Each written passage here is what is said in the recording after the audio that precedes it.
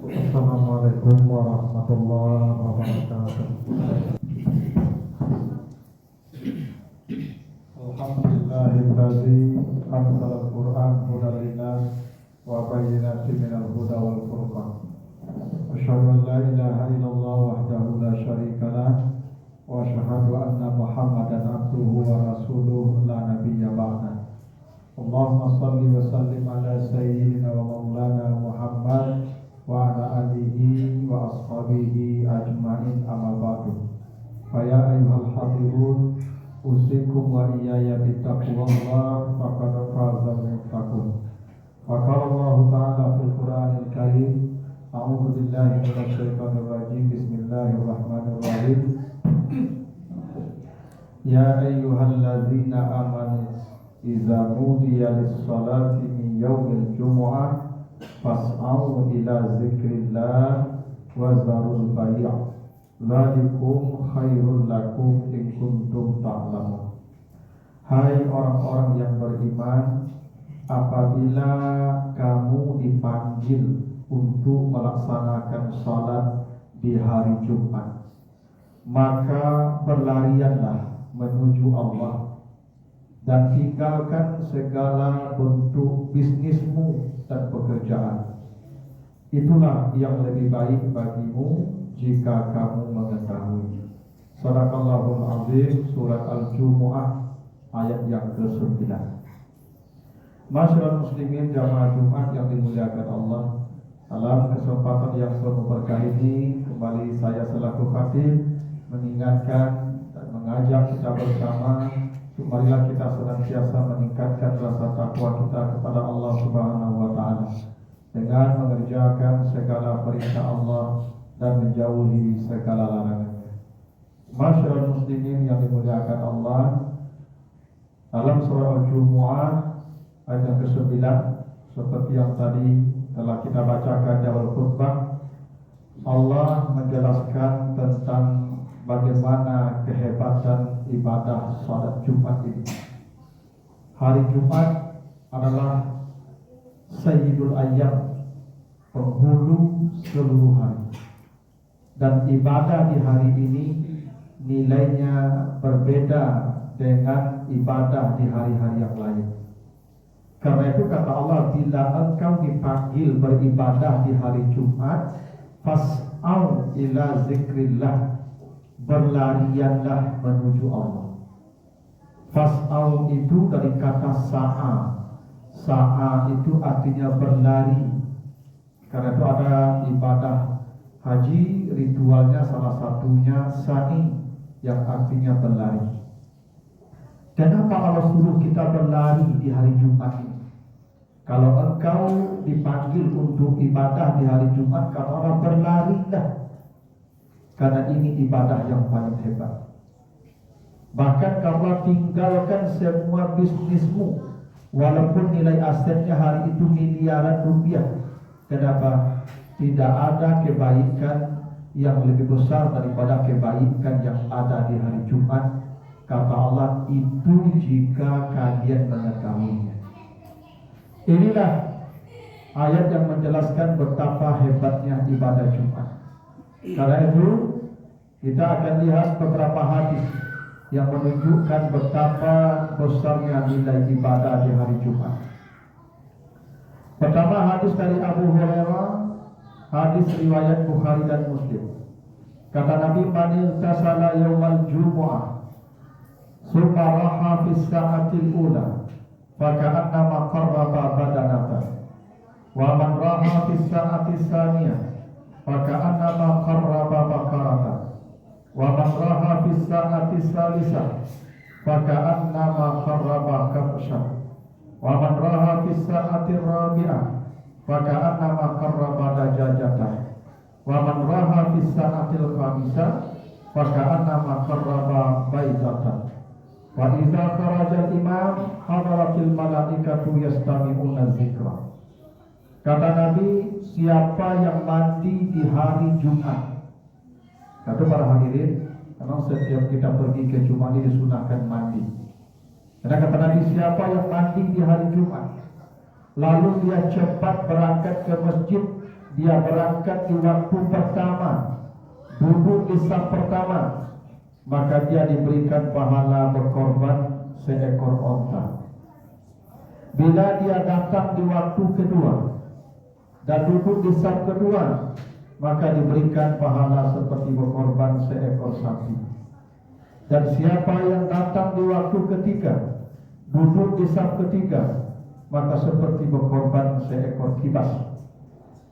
Dan siapa yang datang di waktu keempat, duduk di saf keempat, maka seolah-olah dia berkorban seekor ayam. Dan siapa yang datang di waktu kelima dan duduk di saf kelima, maka seperti berkorban sebutir telur.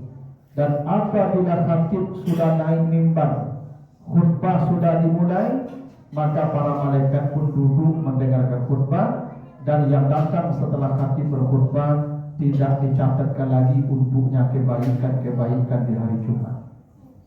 Inilah para hadirin yang perlu kita harus sadari bersama.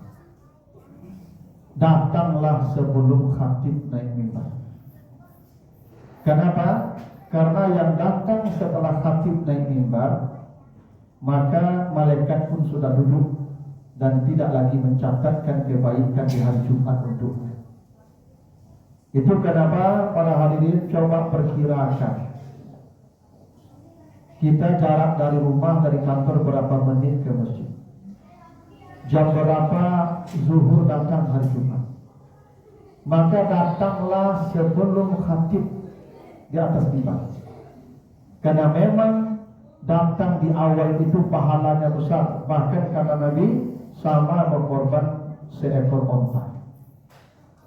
Dalam hadis dari Aus, hadis dari At-Tirmizi, Nabi berkata, "Man intasala yaumal jum'ah wa bakkara wa battakara wa dana wa istama'a wa ansata kana lahu bi kulli khutwatin yaqtuha ajru sanatin siyamuha wa qiyamuha." Siapa yang mandi di hari Jumat, lalu dia cepat berangkat ke masjid, lalu dia mendekat duduknya ke mimbar, lalu dia diam mendengar khutbah, maka setiap satu langkah kakinya Allah samakan pahala setahun puasa sunat dan setahun salat malamnya. Para hadirin, tahajud selama setahun itu sama dengan orang yang datang ke masjid di hari Jumat tapi datangnya cepat, duduknya mendekat. Karena itu para hadirin, kalau datang duluan, duduklah di saf awal. Jangan datang duluan di saf belakang juga. Kadang-kadang pengurus susah sekali menariknya, memanggilnya ke depan. Kalau datang cepat, duduk di saf pertama, penuh saf kedua, penuh saf ketiga. Jangan saf belakang dulu yang dipenuhkan. Kata Nabi begitu, datang di waktu pertama, duduklah di saf pertama. Datang di waktu kedua, duduklah di saf kedua. Jadi kadang-kadang kita ini, Bapak Ibu hadirin, kok tidak mengerti kebaikan akhirat. Allah dalam surat Ar-Rum ayat 7 mencela manusia. Apa yang dicela oleh Allah? Ya'lamuna zahiran minal hayatid dunya wa hum 'anil akhirati hum ghafilun. Manusia itu sangat pintar dalam keuntungan dunia, tapi mereka bodoh dalam keuntungan akhirat. Urusan dunia untung sedikit hafal, tapi urusan akhirat untung besar dia kok tidak bekerja.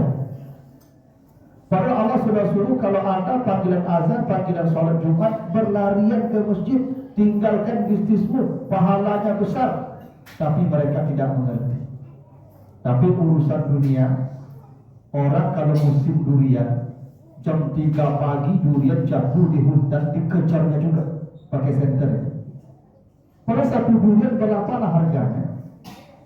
Orang salat sunat subuh, setelah azan kalau dia salat sunat di masjid, lebih dari dunia dan isinya, tak bisa dia datang. Satu durian dikejarnya tengah malam di tengah hutan dengan harimau lagi. Betapa manusia ini bodoh. Urusan dunia yang kecil diburunya, urusan akhirat yang besar mereka tidak paham. Maka para hadirin, cepatlah datang ke masjid di hari Jumat, sehingga banyak zikir-zikir, ibadah-ibadah tambahan yang bisa kita lakukan sebelum azan berkumandang. Hadis dari Abdullah bin Umar, Nabi berkata, la yantahiyanna aqwamun an wada'ihimul jum'ah aw la yahtimanna Allah ala qulubihim summa la yakunanna minal ghafilin. Jangan pernah satu kaum meninggalkan Jumat, karena bila mereka meninggalkan Jumat, Allah akan kunci hati mereka hingga mereka mati dalam keadaan lalai dari kebaikan-kebaikan. Ini bahayanya kalau orang meninggalkan Jumat, kata Nabi, Allah akan kunci hatinya dan dia akan mati dalam status orang lalai dari kebaikan-kebaikan. Hadis dari Tariq bin Syihab, Nabi berkata, Al-Jum'ah haqqun wajibun ala kulli muslimin fi jama'atin illa arba'ah, mamlukun wa mra'atun wa sabiyyun wa maridun. Ini hadis Abu Dawud. Kata Nabi, Jumat itu kewajiban setiap muslim laki-laki, kecuali yang dibolehkan tidak Jumat itu para budak, perempuan, kanak-kanak, dan orang sakit. Hanya 4 itu yang dibolehkan tidak Jumat: budak, perempuan, anak-anak, dan orang sakit. Lain daripada itu hukumnya wajib. Dalam hadis At-Tabrani, Nabi berkata, man taraka salasa Jumat tahawudan biha taba Allah ala qalbihi. Siapa yang meninggalkan Jumat 3 kali dengan pandangan remeh terhadap Jumat ini, maka Allah akan mengunci hatinya. Di hadis lain Nabi berkata, man taraka salasa Jum'atin min ghairi uzrin kutiba minal munafiqin. Siapa yang meninggalkan Jumat tanpa uzur, dia tidak musafir, dia tidak sakit, maka kata Nabi, dituliskan dia mati dalam keadaan munafik. Kalau ada orang meninggalkan Jumat 3 kali, maka kata Nabi, dituliskan kematiannya sebagai orang munafik. Beberapa ketentuan lain dalam Jumat, misalnya hadis dari Ibnu Abbas, man takallama yaumal jum'ah wal imam yaktub bahwa kama sabil himar yahmilu asfara walladhi yaqulu lahu ansit laysat lahu jum'ah. Siapa yang berbicara di hari Jumat ketika khatib sedang berkhutbah, dia berbicara, maka orang itu seperti keledai, kata Nabi. Kalau ada imam sedang berkhutbah, khatib sedang berkhutbah, maka orang itu berbicara, kata Nabi, yang berbicara sedang khatib berkhutbah itu seperti keledai. Nabi sebut begitu. Kalau ada orang yang berkata kepada orang yang berbicara, diam, maka kata Nabi, yang diam itu batal Jumatnya. Kita tidak bicara, orang di samping kita bicara, lalu kita berkata kepada yang bicara, diam, yang mengatakan diam itu pun batal Jumatnya. Itu ketentuannya begitu. Bahkan hadis Ibnu Umar, idza qulta li sahibika ansit yaumal jum'ah wal imam yaktub faqad laghauta. Siapa yang berkata kepada temannya, diamlah engkau sementara khatib sedang berkhutbah, maka dia telah berbuat lagha namanya. Dan yang berbuat lagha dalam Jumat, maka tidak ada Jumatnya lagi, batal. Jadi kalau ada yang bicara di samping kita hari Jumat sedang berkhutbah, biarkan saja, tidak perlu ditegur. Yang menegur itu pun lagha, batal Jumatnya. Dalam hadis riwayat Muslim, man massal hasa faqad lagha wa man lagha fala jum'atana. Siapa yang memegang batu khatib sedang berkhutbah, maka dia telah berbuat lagha. Dan siapa yang berbuat lagha, maka batal Jumatnya. Dulu di masa Nabi itu Masjid Nabawi itu tidak ada lantai, tidak ada karpet, lantainya pasir. Ada sebagian sahabat yang megang-megang batu ketika khatib berkhutbah. Kata Nabi, siapa yang megang batu batal Jumatnya. Dulu batu yang dipegang, sekarang bisa HP. Karena para hadirin, kalau khatib sedang berkhutbah dimanapun, kalau hari Jumat, simpan HP-nya. Jangan pegang HP juga. Yang megang batu batal Jumatnya. Sabar dulu 15 menit, tidak bisa sabar menahan HP itu. Panjang waktu main HP nanti itu. Kata Nabi, siapa yang pegang batu batal Jumatnya. Ini saya perhatikan banyak ketika khutbah berlangsung jamaah sibuk juga dengan HP. Apa tidak bisa kita menahan diri seperempat jam itu? Kata Nabi, siapa yang pegang batu batal Jumatnya.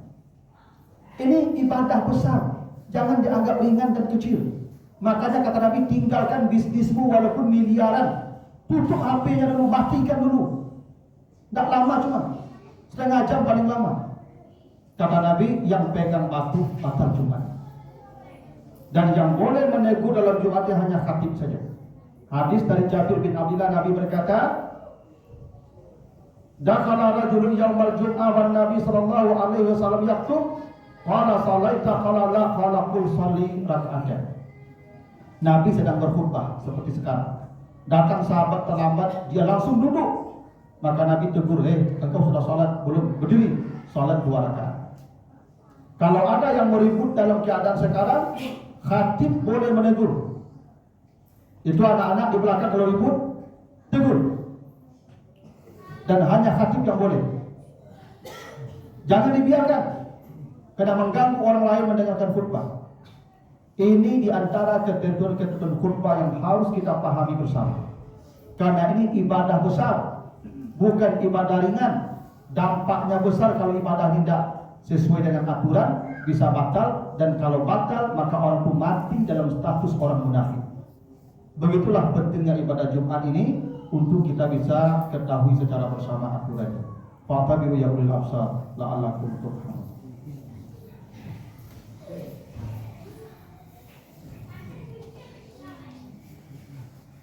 Alhamdulillahilladzi arsala rasulahu bil huda wa dinil haq liyudhhirahu 'ala dini kullihi walau karihal musyrikun. Asyhadu an la ilaha illallah wahdahu la syarika lahu wa asyhadu anna Muhammadan abduhu wa rasuluhu la nabiyya ba'dahu. Allahumma shalli wa sallim ala sayyidina wa maulana Muhammad wa ala alihi wa ashabihi ajma'in. Amma ba'du fa ya ayyuhal hadirun ittaqullaha haqqa tuqatih wa la tamutunna illa wa antum muslimun. Fa qala Allah ta'ala fil Qur'anil Karim, a'udzu billahi minasyaitonir rajim. Bismillahirrahmanirrahim. Wal 'asri innal insana lafi khusrin illa allazina amanu wa 'amilus shalihat wa tawassaw bil haqqi wa tawassaw bis sabr. Innallaha wa malaikatahu yusholluna 'alan nabi ya ayyuhallazina amanu shallu 'alaihi wa sallimu taslima. Allahumma shalli ala Muhammad wa ala ali Muhammad kama shallaita ala Ibrahim wa ala ali Ibrahim wa barik ala Muhammad wa ala ali Muhammad kama barakta ala Ibrahim wa ala ali Ibrahim fil alamin innaka Hamidum Majid. Allahumma ighfir lil mu'minina wal mu'minat wal muslimina wal muslimat al ahya wal amwat. Rabbana zalamna anfusana wa illam taghfir lana warhamna lanakunanna minal khasirin.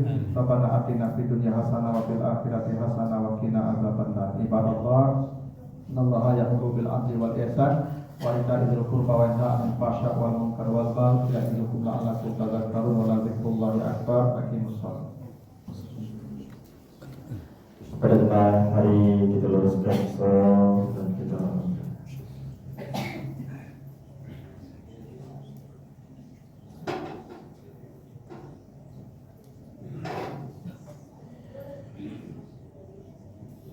Allahu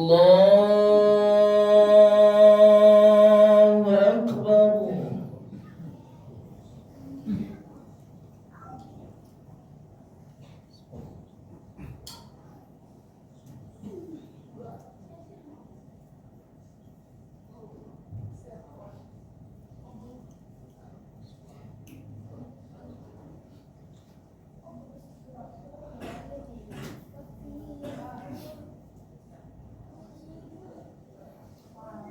Bismillahirrahmanirrahim.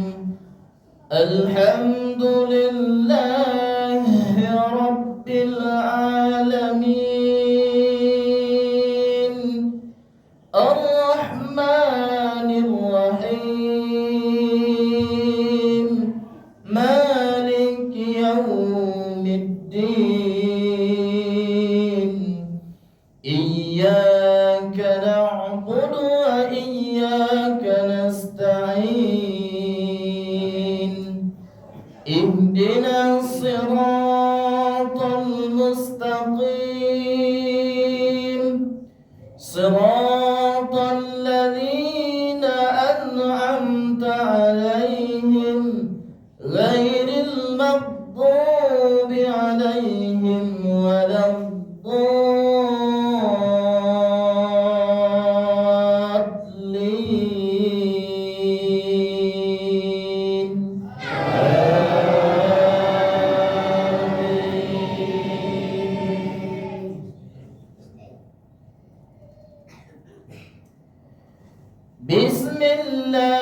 الرحمن الرحيم والتين والزيتون وطور سينين وهذا البلد الأمين لقد خلقنا الإنسان في أحسن تقويم ثم رددناه أسفل سافلين إلا الذين آمنوا وعملوا الصالحات فلهم أجر غير ممنون فما يكذبك بعد بالدين أليس الله بأحكم الحاكمين الله أكبر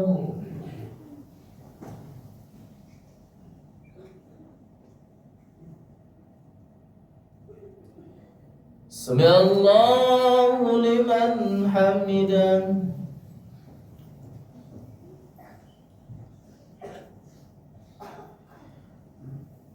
الله أكبر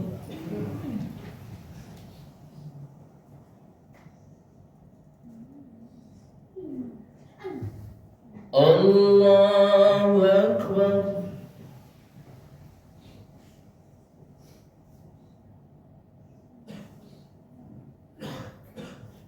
الله أكبر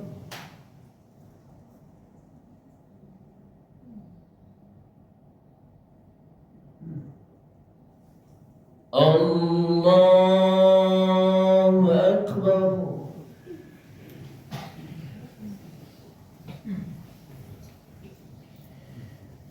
بسم الله الرحمن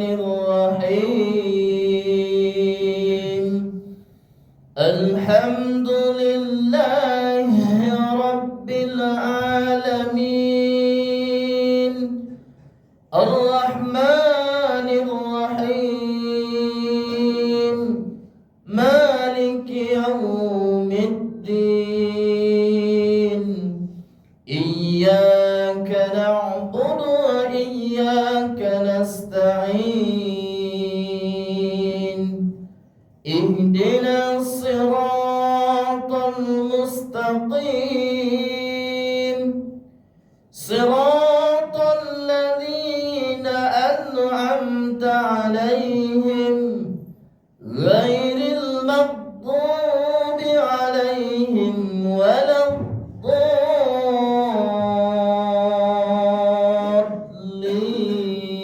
الضالين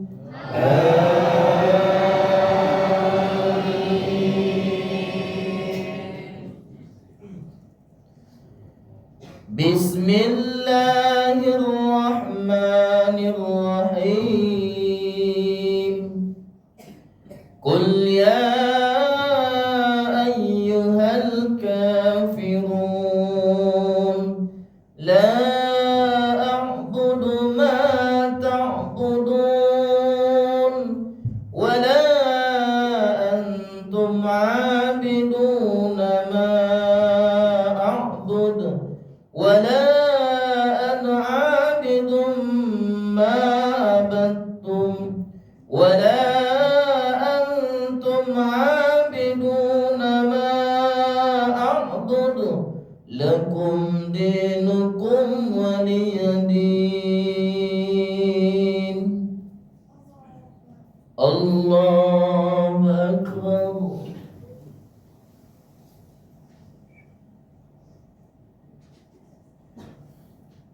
يا الله لمن حمده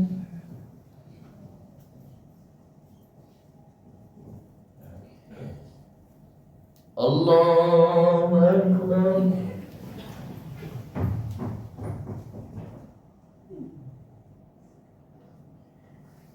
الله أكبر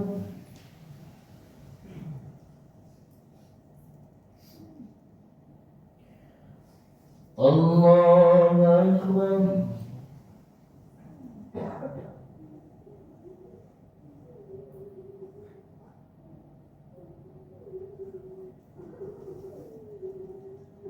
الله أكبر.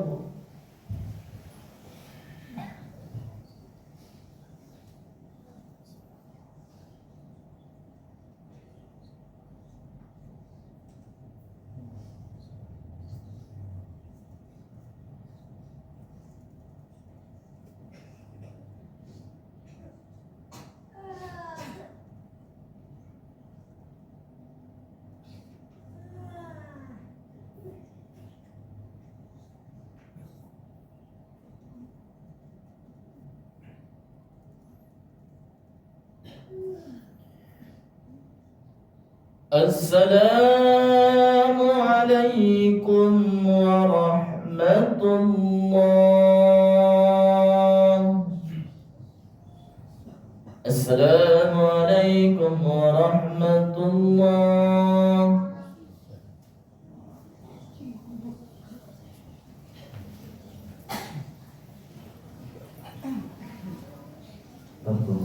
قال إنه لا إله إلا الله لا